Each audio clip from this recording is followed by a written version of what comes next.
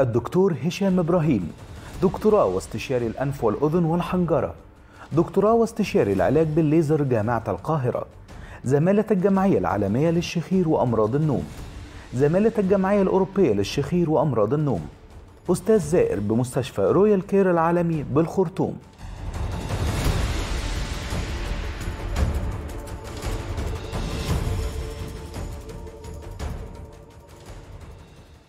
أهلا بيكم. في مرضين أو حالتين بيتنافسوا قدام عيني دلوقتي، شايفهم كويس جدا في المضاعفات. طبعا في أمراض كتيرة مضاعفاتهم كتيرة، يعني السكر والضغط تلاقي إنه على قمة طبعا ما يسمى بالمضاعفات، لكن لو حطينا بقى اتنين مرضين كده هتلاقي الشخير والسمنة. طب سيبك من السمنة دلوقتي، الشخير حطه من ضمن الأمراض. الشخير مرض، مرض، حالة مرضية. تعالوا نعيش مع هذه الحالة المرضية المثيرة جدا مع ضيفي العزيز، واحد من نجوم عالم الأنف والأذن والحنجرة، الاسم القدير الأستاذ الدكتور هشام إبراهيم، استشاري الأنف والأذن والحنجرة، دكتوراه الأنف والأذن والحنجرة، استشاري العلاج بالليزر وزمالة الجمعية الأوروبية للشخير وأمراض النوم، والأستاذ الزائر بمستشفى رويال كير بالخرطوم. أهلا بيك يا دكتور هشام. أهلا يا دكتور أيمن. أنا حطيت الشخير مع مجموعات الأمراض ذات التواجد القاسي على مرضى، مع السمنه، مع الضغط، مع السكر. هو نفسه بيعمل ضغط الحقيقه. اكيد حضرتك بتقول حضرتك حطيت الشخير مع الحاجات دي، الشخير هو مسبب الحاجات دي، فده معناه ان الشخير على قمه هرم المشاكل الصحيه للانسان. انا عايز اقول كلمه شخير واحط جنبيها كلمه تانية، شخير اكسجين. والسؤال اللي بعد كده، ايه اهميه الاكسجين بالنسبه للشخص، بالنسبه لحياه الشخص؟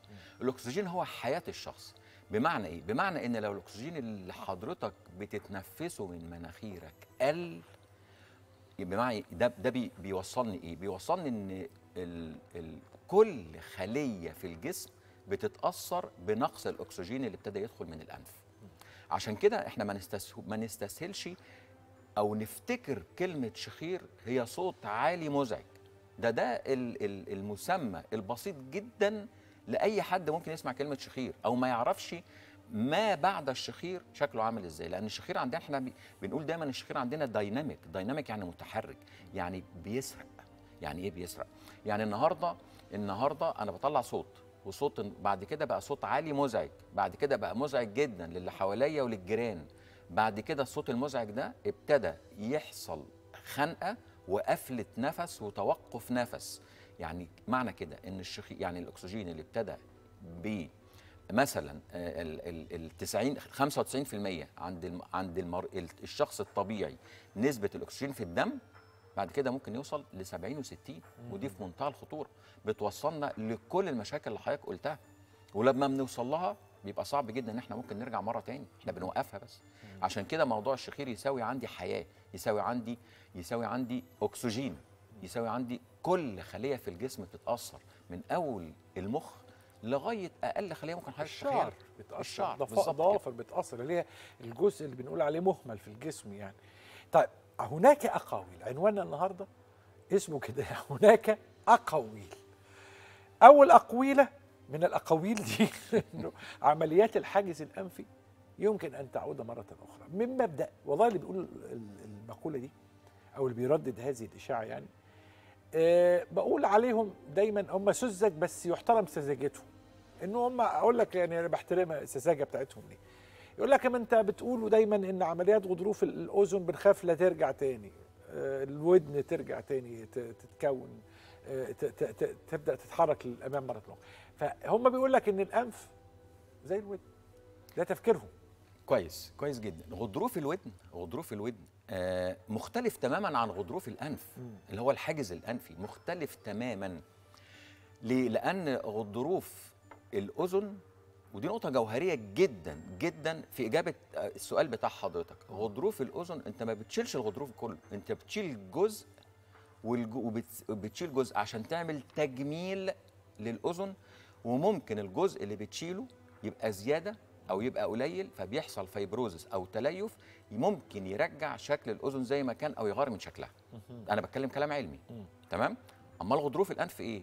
اللي هو الحاجز الانفي غير الغضاريف، عشان بس يبقى ان الناس ما تلخبطش. لا، الحاجز الانفي اللي هو غضروف وليس عظم، الحاجز الانفي انا بشيله تماما، ما بشيلش الجزء المعوج، لان في نوعين من الحاجز، عمليات الحاجز الانفي اللي هي السيبتوبلاست اللي هو تجميل الحاجز الانفي، والجزء الثاني اللي هو سبيوكس ريسكشن اللي هو ازاله الحاجز الانفي. الناس ايه ده ممكن تتخض جدا، ايه ده انت هتشيل الحاجز الانفي؟ انا بشيل الحاجز الانفي، ما بسيبش فيه ملي معوج، ملي معوج. بشيل الجزء المعوج منه. طبعا انا بشيل الجزء المعوج منه بنسبه 100%.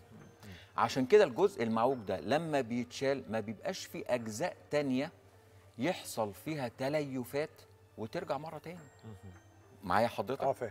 دي نقطه مهمه جدا. دي حاجه. الحاجه الثانيه انا بشيل الحاجز الانفي تحت المنظار، فالمنظار ده بيديني نسبه رؤيه 100% جوه الانف من اول نقطه لغايه اخر نقطه. دي الحاجه الثانيه. الحاجه الثالثه العمليات الحاجز انفي. عشان كده دايما الناس تيجي تقول لي انا عملت الحاجز انفي ورجع تاني، اقول لها رجع تاني دي مش الحاجز الانفي بقى اللي رجع تاني، لا، يبقى في جزء في الحاجز الانفي ما اتعملش كويس، عشان كده الشكوى رجعت تاني. عشان كده مقولتي الشهيره بكل تواضع، يا جماعه لو حد عمل عندي، بكل تواضع، لو حد عمل عندي حاجز انفي ورجع تاني يقول لي. بس يعني قولا واحدا. يعني الجمله الاخرى انه كلمه رجوع الحاجز الانفي مش مرتبطه بالعمليه، مرتبطه بانه لم يتم الاجراء بتاع العمليه بالشكل الامثل يعني. يعني هو ده الكلام، هو ده الجمله اللي ما رضيتش اقولها الحقيقه. لا هي دي لازم تبقى واصله للناس. هي دي الجمله اللي ما رضيتش. لكن هي لو اتعملت صح العمليه لن يعود الحاجز بالظبط 100%. طيب السؤال الثاني بقى، يقولون برضو او في مقول انه الحاجز الانفي للست غير الحاجز الانفي للرجل، ده معتقد. قصد حضرتك في التكوين التشريحي وشكله ولا في الشكوى والاجراء العمليه؟ برضو ده وده. لا، هو في يعني التكوين التشريحي الاثنين زي بعض. لكن هو انا بتكلم الحاجز الانفي بالنسبه للبنات غير الشباب والولاد. ليه؟ لان البنت الحقيقه الحاجز الانفي بالنسبه لها مشاكله مختلف عن الشباب تماما. الحاجز الانفي من مشاكله اولا غير سده الانف وغير الصداع وغير المخاط وغير الكلام ده كله بالنسبه للبنات مختلف. لان الحاجز الانفي لما بيتعوج، ناس كتير جدا بتيجي تقول لي مثلا انا ما بشمش، انا ما بتذوقش، انا عندي صداع، انا عندي بلغم، انا عندي ريحه مش كويسه في زوري. تخيل الحاجات دي كلها اكشف الاقي حاجز انفي موجود. هو السؤال ايه علاقه الحاجز الانفي باللي انا قلته كله؟ الحاجز الانفي لما بيتعوج بيلخبط دخول الهواء جوه الانف ببساطه شديده جدا. وحضرتك عارف ان الفاكتوري نيرف موجود في الروف بتاع النوز، او اللي هو العصب الشم. عصب الشم موجود في سطح اعلى جزء في الانف فوق. فلما يبقى في حاجز انفي معوج ويعوق دخول الهواء، فالهواء ما بيدخلش لسقف الانف فوق. هواء ما دخلش لسقف الانف فوق، يبقى الشم بتاع الانف نفسه او احساسك بدخول الهواء او احساسك بالشم قل. عشان كده كتير جدا من الحاجز الانفي بيبقى معاه قله شم. الحاجه اللي بعد كده على طول في مخاط في الزور. طب المخاط ايه علاقته؟ طبعا الانف مقفول، ما عندكش سكه للهواء غير البق. انا بخاطب العقل على فكره، انا ولا بخاطب دكتور ولا بتكلم كدكتور تماما، بخاطب عقل واحد قاعد قدامي شخص طبيعي. قفلت مناخيرك، فتحت بقك، دخول وخروج الهواء من الفم يعمل ايه؟ مشاكل في الفم عباره عن جفاف، التهابات، لو في لوز يحصل لوز ملتهبه، التهابات في الحلق مزمنه، ده كله يؤدي الى بلغم ومخاط في الحلق. بلغم ومخاط فترات طويله يعمل لي التهابات مزمنه، يعمل لي ريحه وحشه. عشان كده كتير جدا من البنات بيبقى عندهم ريحه وحشه ومخاط تيجي تقول لي انا عندي مشكله كبيره جدا، ما بتذوقش بسبب البلغم، ريحه وحشه في بقي، وعلى طول ببقى عايزه بصاق، يعني ابصق على طول. طبعا بالنسبه للبنت دي كارثه. الحاجه الثالثه المهمه او الرابعه المهمه جدا مشاكل المعده، الغازات. حضرتك بتنام الانف مقفوله، فبتفتح بقك، هواء بيخش من مجرى غير طبيعي، بدل ما بيخش على الصدر بيخش على الاسوفيجس اللي هو المريء، يبتدي يخش على المعده يعمل غازات. كتير جدا من عيانين الحاجز الانفي يبقى عندهم مشاكل في المعده وهو مش عارف، يقول لك عندي ارتجاع مريء، عندي غازات، عندي جرثومه معده، عندي تقلبات ومغص واسهال وامساك معدتي. نعمل الحاجز الانفي الدنيا بتظبط كأن بالظبط سحر عملته. طبعا مفيش حاجه اسمها في الطب سحر، ولكن انا بقول كشكوى الدنيا بتتغير عند المريض، وخاصه بقى هو ده سؤال حضرتك عند البنات. الكلام ده كله عند البنات مهم جدا. تقول لي انا اخش ازاي اتجوز واطبخ وانا ما بعرفش اشم؟ عندها حق. مش عارفه استطعم الاكل، عندها حق طبعا. يقولون دايما عن عمليه الحاجز الانفي انها عمليه المليمترات، تحتاج الى مهاره خاصه، لان انا بتكلم في مليمترات يعني. ده كلام مظبوط 100%. عشان كده زي ما قلت لحضرتك في الاول ان عمليه الحاجز الانفي لو اتعملت بنسبه نجاح 99 ما بتنجحش. انا في رايي الشخصي ما بتنجحش، والعيان بيخرج يشتكي. ليه؟ برضه انا كل حاجه عندي ليه؟ لان حضرتك تخيل الانف هنقسمها ثلاث مراحل. مرحله اولى، مرحله ثانيه، مرحله ثالثه. عوجة الحاجز الانفي ممكن تبقى في الجزء الامامي، في الجزء الاوسط، او في الجزء الخلفي. انا هعتبر ان في جزء صغير جدا جدا جدا 5% ما اتعملش في الجزء الخلفي من الحاجز الانفي. كويس؟ وعملت ال 95% من الجزء الامامي، اخذا في الاعتبار ان الجزء الامامي هو الجزء الواسع في الانف، اللي هو فتحتين الانف.